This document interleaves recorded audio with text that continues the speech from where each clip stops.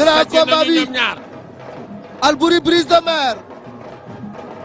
congo amagul de. ñu ngi ëkkoonte ñoom ñaar. kurpañ bu tax ñuy wax amagul. li ëkku la. Alboury jàpp na. Alboury jàpp na. dañuy bëree de. Alboury dëbb na ko sol. Alboury dëbb na ko sol. Brise de Mer Alboury. Brise de Mer jafandu na. Alboury gi jéem a dóor. jàppante nañ jàppante bu wóor. Alboury Brise de Mer.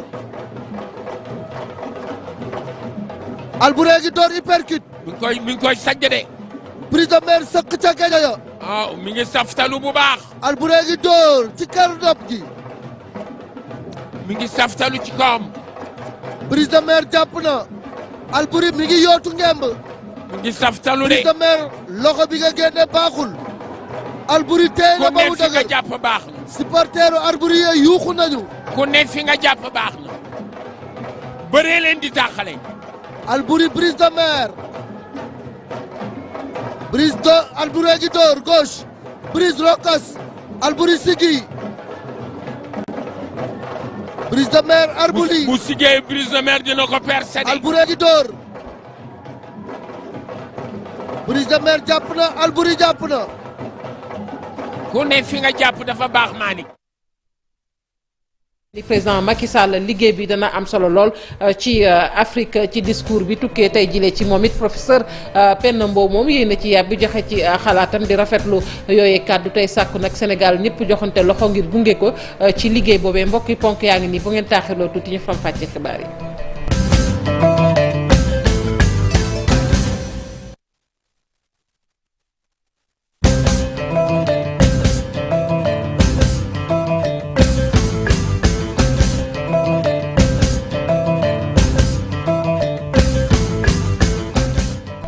dale nag jàmm ci xibaaru marax mi niñ ko waxee woon nag ci ndoxteel li des nag ci final bu Coupe d'Afrique des Nations bi diggante sunu gaynde yi Sénégal yi ak Égypte ay waxtu képp moo ci des fii nag ci Ndakaaru mu bari nag ay supporters yu fi bawoo ngir wutali Yaoundé ne final bi nag kenn du leen ko nettali ni ngeen koy gisee ci nataal yi nii ca aéroport international Blaise Diagne bu Diass la kon Yaoundé la ñu wutali ngir rek mën a fekkee ji final bi ñu daal di jaaree noonu it yegg ba Cameroun fa ñuy amalee kon Coupe d'Afrique des Nations bi ci fàttali Sénégal suba la war a sëgg digganteem ak Égypte lay doon ngir xëccoo nag kon étoile boobee li ñu jàpp rek mooy entraîneur bu équipe nationale bu Sénégal di Aliou Cissé ànd ci ak capitaine yi nag janoo nañu ak taskatu xabaar yi la mu wax Aliou Cissé leer na nañ ab final nag dañu koy gagné teewul nag xeebul benn yoon équipe bi nga xamante ni moom la ñu war a janool muy Égypte dañuy dem ba foofee fekk ji fa Mamadou Ndiaye ak Ahmed Niang ci caméra bi.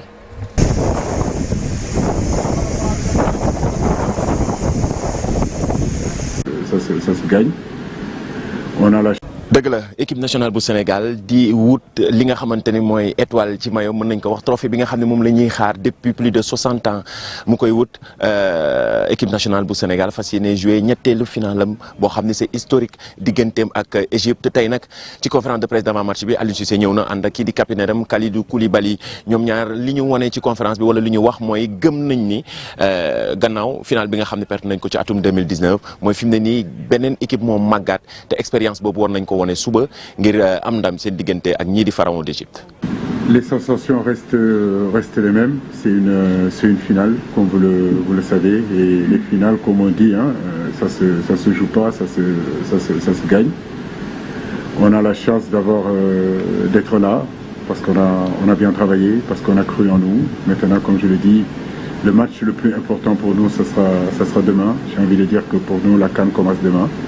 Donc à nous de nous concentrer, de mettre les ingrédients nécessaires et surtout de jouer sans pression, de jouer vraiment avec beaucoup de motivation, avec beaucoup d'envie, qu'à un moment donné que l'enjeu ne prime pas sur le jeu.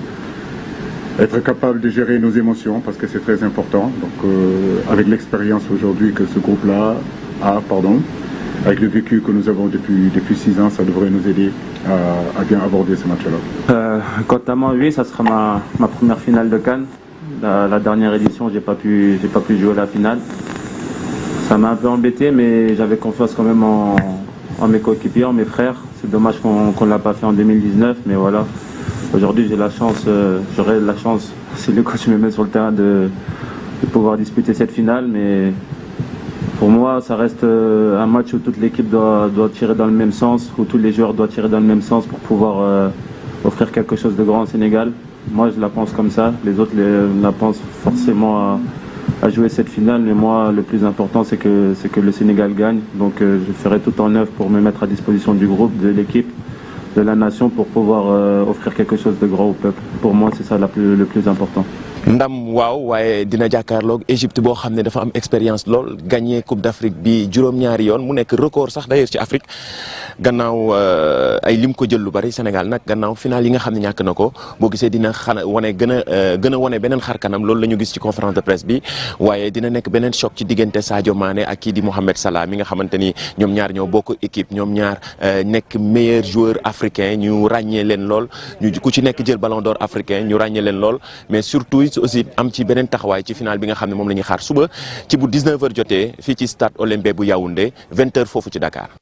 20h ci Ndakaaru ñu lay jaajëfal bu baax a baax Mamadou Ndiaye di ñaan nag ndam ci sunu gaynde yi niñ ko waxee nag biddiw boobu ñu yàgg yootu moom la ñu bëgg di ñaan sunu borom rek may ñu ndam ëllëg ci dibeer ji ñu des ba tey ci tàggat yaram ci CAN bi ak ni ñu ko nemmeekoo nag ci équipe bu sunu gaynde yi performance maanaam gis nañu ne daal ne ci maanaam jongante yi ñu ngi wane seen bopp bu baax a baax moo xam ci wàllug individualité yi ak lu mu ca mën a doon gis nañu ne tey jii ñenn ci équipe yi daal wane nañu nanu mënee bokk na ci Sadio Mané Nampalys Mendy Bamba Dieng ak ñeneen ci équipe bi Cheikh Sadibou Diarra.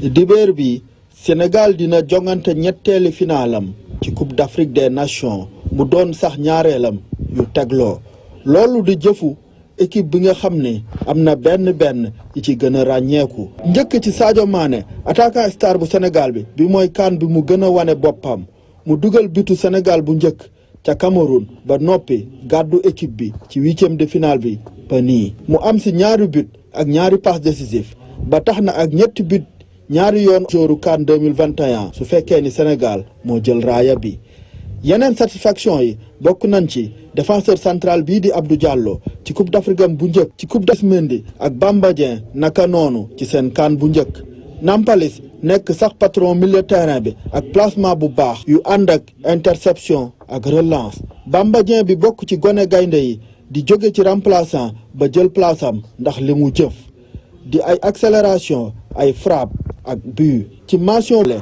ak Égypte dibéer bi ca Yaoundé. Cheikh Sadibou Diarra ak lu mën a am nag fii moom ci Sénégal supporters yi tàmbale nañu wane seen bopp bu baax ci njëndum mayo yi ak yenn jumtukaay yoo xamante ni nag dafay fësal couleur yu Sénégal lépp rek ngir gën a mën a gunge sunu gaynde bu baax a baax waaye tey nag lépp loo doon jëndee benn fi mu ne njëg li yokk na ba ci ñaar ak nu ñu ko jàngatee commerçant yi ñoom dañu ne grossistes yi ñoom ñoo yokk supporters yi ne ak lu mu yokk daanu jënd ndax gunge gaynde yi képp moo leen tax a jóg Pafara ñi nga Alioune Diagne. couleur dëkk bi di vert jaune rouge foo tourné xool sa bët moom ngay gis ci boutique yi ak fi nga xam ne mooy table yi marchand ambulant bi ci kaw ba ci suuf drapeau national la sol gannaaw qualification ci final bi moom mi sax dafa am beneen liggéey boo xam ne moo koy gën a indil xaalis. waaw man dama doon jaay ay yeneen bagage xam nga mais instant bi moom wax dëgg yàlla lépp lii la quoi. waaw lépp bon man nag 6 heures dina fekk ma jóg ah. ban heure ngay waaj. maa ngi wàcc 23 heures. may cette marque boo xalaat daal am naa ko quoi version rouge daal maanaam. moom ngay jaay mbaa mu ngi jar. waaw mi ngi dox moom wax dëgg yàlla. waaw macha allah moom surtout nag bi Sénégal doore Burkina. boobu moom bagage yi dañoo gën a dox te affaire yi dañoo yokk tamit mais nag lu ñu ko yaa ngi jënd ko quoi parce que Sénégal moom ndam rek la soxla quoi. mbégte mi nag nga seen ko ci askan wi yëpp tax nag ñoom ñëpp bëgg ci mayo yeeg li nu mel looloo tax njëg yi daal di jóge ci benn dem ba ci ñaar commerçant yi di wax lu waral boobu lay yokkute. yokku na. torop mais boo ñëwee Sénégal centenaire moom loo bëgg rek ñu jaay la ko. ba ngeen koy jëndee dafa yokk. dafa yokk Sénégal a yokk naka nit ñi xam nag. léegi nag fii prix yi ñaata lay jar. prix yi moom lépp abordable na soo ñëwee daañu defal la am rek di nga am li nga bëgg. waaw parce que même bu dara xewul dañ ko doon jaay 2000 2500 mais fi ñu toll nii ngi 5000 quoi. waaw bu fekkee cette version douce yi. ñu ngi ko doon jaay ay 1000 francs mais fi ñu doon dem na ba 3000. waaw drapeau yi bu fekkee yu ndaw yi la. yu ndaw yi ñu ngi ko doon jaay benn 100 francs mais fi ñu toll nii benn 500 lañ koy jaayee. bon li ñu koy jaay dafa xaw a seer quoi. fi mu toll nii nag ñu ngi gis seen bopp bu baax a baax ci njaay mi di ñaan sax gaynde yi daal di gagné même bu final bi passé ñu mun a jaay yeneen marchandise. léegi moom yokk na bu baax a baax. waaw bu Sénégal gagné rek affaire yi day gën a yokk. waaw moo tax ñuy ñaanal Sénégal gagné. ngeen di gën a am ndam. ñuy gën a am ndam ñoom itam ñu am ndam. ñoom daal bu ñu amee ndam ñu am ndam. fi mu toll nii nit ñi ñu ngi ñëw di jënd. waaw nit ñi ngi ñëw moom bu baax dem moom nit ñaa ngi ñëw. di waajal final bi. di waajal final bi. macha allah Sénégal moom xanaa di ñaan rek ñu indi coupe bi daal. mais affaire yi moom wax dëgg yàlla am ñu ngi sant suñu borom daal.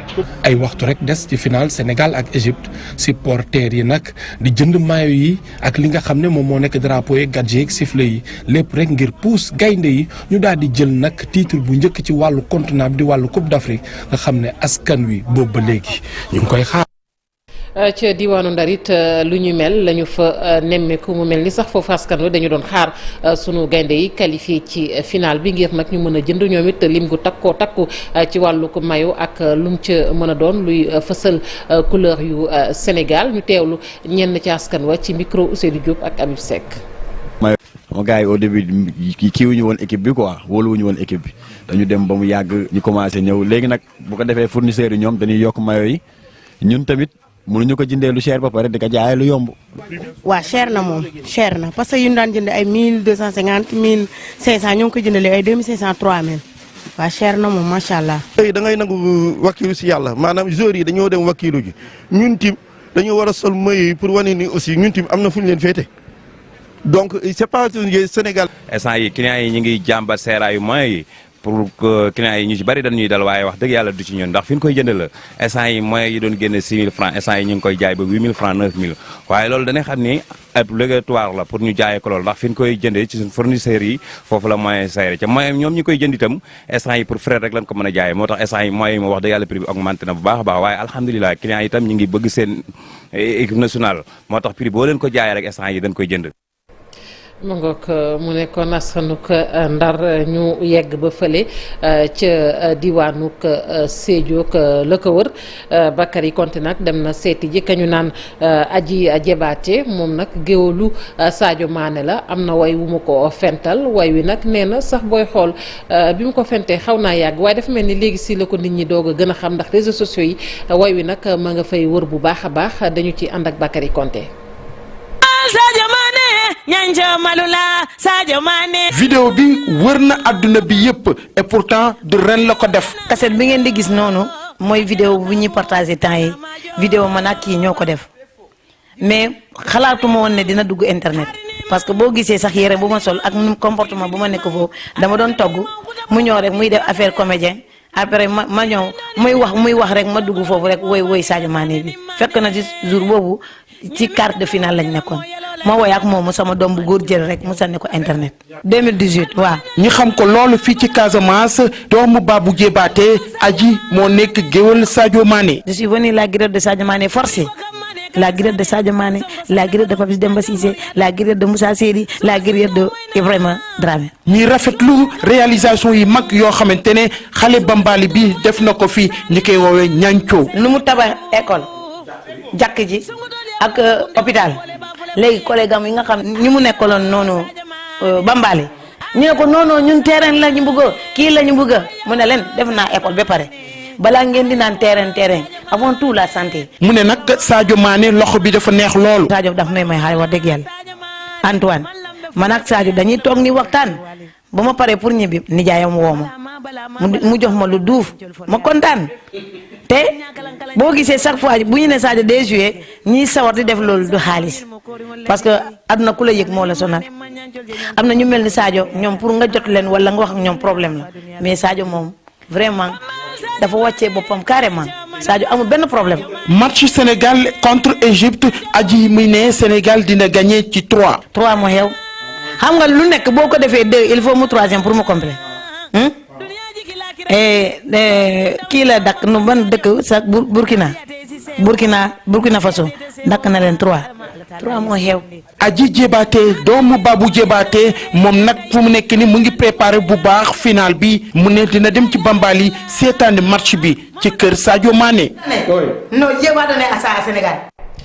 final boobu bu ñu ci yeggee ak lu mën a am nag Sénégal yi nañu ànd akub dal teg lépp nag ci yar sàmm diine yi sàmm fonk kilifa yi kii nag di Chérif Ibrahima Aïdara Tidiane moom mooy sàkku ci Sénégalais yi bu ngalla bu kenn yee fitna naam ndam la ñuy ñaan ci jongante boobee waaye lu mën a xew rek Sénégalais yi nanu xam ne yar képp mooy dëgg ñu teewlu ko ci micro Aline Diagne. 142e édition appelu Seydina Limaamullahi alayhi salaam. ñëpp xam nañ ne am na xew-xew buy xew dimanche ñu di ko wax Coupe d'Afrique des Nations Sénégal jëm ca final mook Égypte may ñaan ak lu mën a xew Sénégal yépp laa koy ñaan unanimité ci orma ci yar ak ci teggin unanimité nag bàyyiwuma kenn. maa ngi ñaan ak lu mën a xew nañ ko jàppee rekk fo bu kenn toj alalu jàmbur bu kenn yàq alalu jàmbur bu kenn toj oto yi jàmbur bu kenn dugg ci kër jàmbur di def leneen nañ ko yemale rekk ci cadre po mu jeex ku bëgg nag sañ nga wone sa mbégte ku meret sañ nga wone sa merte waaye ànd ci ak di yàq ak di def lu la kenn santut loolu sëriñ si cautionné wuñu ko état cautionné wuñu ko société civile cautionné wu ko opposition cautionné wu ko képp ku baax ak ku bëgg lu baax te nekk ci réew mi doo cautionné violence. niñ ko waxee woon ci ponk yi président Macky Sall ci bopp mbootaay réew yi Afrique yi tey nag lañu ko samp ca Addis Abeba pays réew bu Éthiopie benn at mu war ko def ci bopp mbootaay boobee li koy xaar ci liggéey bari bokk ci wàllu kaaraange wàllu wér-gi-yaram coppiteeg jaww ji fitna gi ñuy faral di teg soxna yi tout xale yu jigéen yi naka noonu président Macky Sall niñ ko waxee tamit bokk na ci li mu fas yéene xeex rek mooy Afrique jotaat gëddëm bu baax a baax ndax wàllu koom lu mu bari la waaye léeg-léeg dafay bari gàllankoor Alassane Ba. Macky Sall bés ni ki tey nekk président en exercice bu Union africaine mu wuutu Félix Tshisekedi nekk njiitu réew bu République démocratique bu Congo moom njiitu réew bu Sénégal jàpp ni li ni mel xam na bu baax li koy xaar défi yi bëri nañu te yàkkamti nañ ko. lu jëm ci wàllum jàmm ci wàllum kaaraange ci wàllum coup d'état yi ñuy nemmeeku ci wàllum aar alam gi ci wàllum wér-gu-yaram ci wàllum suxaliku ci wàllum koom ak social urgence wàllum jàmm ji ak kaaraange gi daf ñuy fàttali suñu responsabilité bi nga xamante ni am nañ ko ci xeex wàllum terrorisme ci wàllum régler li nga xamante ni ci jàmm lépp li nga xamante ni wuutale na réew yu ŋànk Union africaine. entre pays membres. mu gis ne xel dafa war a nangu jamono ji ñu teg lépp li nga xamante ni ngànnaay la ñu toog waxtaan ngir ñu fexe ba suñu continent suqaliku. les antagonismes suñu ñàkk déggoo dafay tax ba dañuy gën a tardé ci la jëm ci wàllum suqali suñu continent bi ci loolu nag maa ngi woo ñëpp ñu bàyyi ci xel bu baax a baax ngir ñu fexe ba lépp li nga xamante ni wuutale nañu ñu régler ko ci jàmm ak salaam loolu dana tax ba ñu mën a concentré wu ci urgence yi. aux autres urgences. bokk na ci défi yu mu war a relever wàllu wér-gu-yaram Macky Sall di rafetlu lépp li nga xamante ni effort la ñu def ko déggoo ci itam ngir xeex li nga xamante ni moom mooy mbas mi mu jàpp ni lépp li nga xamante ni soxal na continent bi ci wàllu wér-gu-yaram dana bokk ci agendaam moom njiitu réew mi li muy gën a ñaawlu itam mooy yéexte gi ñu nemmeeku ci wàllu développement ci suñu continent bi donte sax gis na ne continent bu gën a riche la. 30 millions de kilomètres carrés. Afrique boo xoolee am na lu toll ci 1,0 million ci ay kilomètres carrés lu ëpp 1 milliard ak ñetti téeméeri million ci ñi fi dëkk am na itam ay réserve yu bëri ci wàllum ndox wàllum hydrocarbure téeméer boo jël juróom benn fukk yi ci wàllum suuf yi nga xamante ni mën nañ fee bay def ci lépp téeméer boo jël ñeent fukk yi ci wàllum réserve wàllu or 80 ba jàpp 95% réserve ci wàllum métaux yi lu toll ci benn boo jëlee ñett yi ci wàllum réserve mondiale bauxite loolu dafay wone Afrique am na lépp ngir mën a suqaliku condition yaa ngi fi. Les conditions de son émergence. président Macky Sall di woote ñu gën a mobiliser réew yëpp ñu xeex lépp li nga xamante ni fitna gi ñuy teg soxna yi ak ndaw ñi mu fas yéene wéye lépp li nga xamante ni itam ñaxtu la ngir ñu fexe ba multilatéralisme bi gën a ubbeeku danañu fexe itam ba def ay njàngat ci li nga xamante ni jëm na ci financement ci suñuy koom-koom ci continent Afrique dana def plaidoyer ñu gën a xoolaat li di droit de tirage spéciaux yi ab engagement la def itam lu jëm ci wàllum xeex réchauffement climatique président Macky Sall bëgg itam Afrique bi nga xamante ni danañ ko delloowaat lépp li nga xamante ni patrimoine culturel am la. ñu koy jaajëfal bu baax a baax Alassane Ba mbokk yi nit sant nañu leen gërëm leen yéen ñoo ñu fare woon ci machine bi ak ci jàpp ci xibaar yi ba mu sotti ci kanam tuuti 20h xibaar yi ci nasaraan daa ngeen ci ànd ak Léa Soukeyna Ndiaye.